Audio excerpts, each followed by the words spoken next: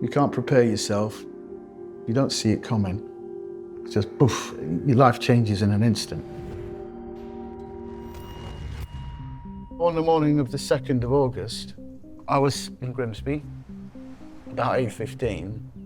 There was a knock on the door. It's the police. What do they want? Open the door, yeah. Is it Mr. Malkinson? And straight away I thought, yeah, they know my name. Why? He said, we're arresting you for attempted murder and rape. I went, what? A couple of weeks before the victim was attacked, Andrew was out riding pillion on a motorbike. 2 police officers decide to stop the bike that he's on. The interchange is quite amicable, but those 2 officers then decide that he bears a striking resemblance to the description of the attacker. They seem dead set that it's me. The police asked me to go on an ID parade. Yeah, let's clear this up. Yeah, we'll go on an ID parade. I thought, there's no way she'll pick me. On the next day, the duty solicitor who was representing me says, I'm afraid to say that the victim has picked you out of the ID parade. And I thought, what the fuck?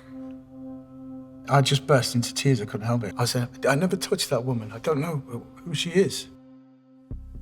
I was asked to cover the court case. The kind of image that they gave of him was that this is a bloke who's a bit weird. He was an oddball, and that he'd been living abroad. He was a bit of a drifter, as there was no DNA evidence. It was all reliant on identification. The most crucial bit of evidence the jury heard was that when asked by the prosecution barrister if the man who raped her was in court, the victim said yes.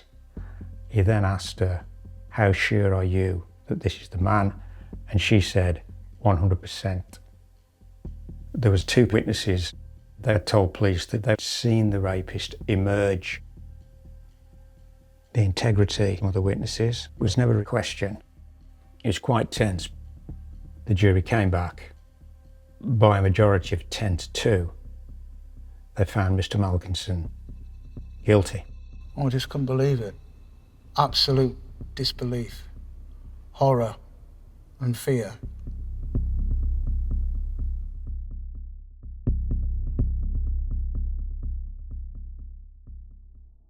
I was just terrified.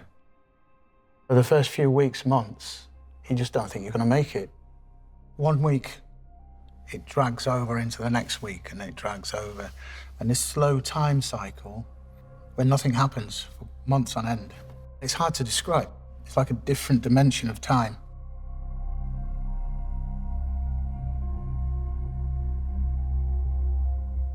My appeal was based on contaminated swabs and weaknesses in the identification evidence.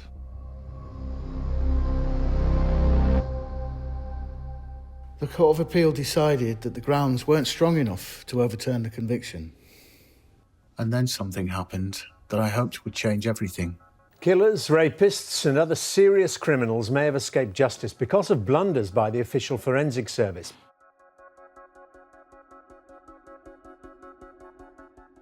I thought, this has got to be it now. They've got to fix it this time. You know, they'll get to the bottom of it. They'll see there's something not right. So I make an application to the CCRC.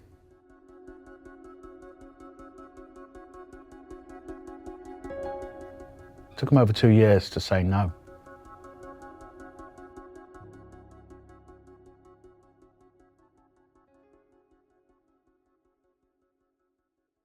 Prisoners write to us from all over the country. We screen those cases and we choose those where we are not only convinced that the prisoner could be innocent, but also where we can see a route through investigation to achieve their exoneration. And that was definitely true of Andy's case.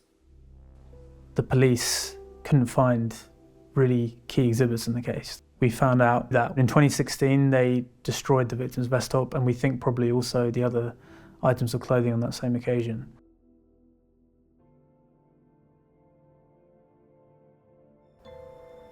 It was very surreal. It didn't feel real. I wanted to go to the beach and feel the waves and the wind and the cold air. You know, the precious things. But I'm not free. I'm just not free. The conviction is false, it's a lie, it's not true. I'm not resting until it's overturned. When Andy was released from prison, it was on a life licence. That meant in the eyes of the system, he was still convicted. They still considered him to be a sex offender, which meant he was under tight supervision by both the probation service and the police. We knew that the DNA evidence showed Andy was innocent, but what we didn't understand was why the two witnesses claimed that they'd seen Andy out on the street that night following the victim. So I started conducting checks. By the time they were given that evidence in court, I had amassed convictions for 26 dishonesty offences between them. The jury had been completely misled. These were not honest people.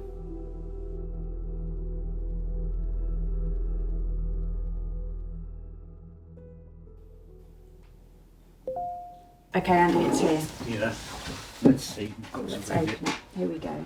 It's opening. Dear appeal, find attached details of the decision. To be fair. Hey!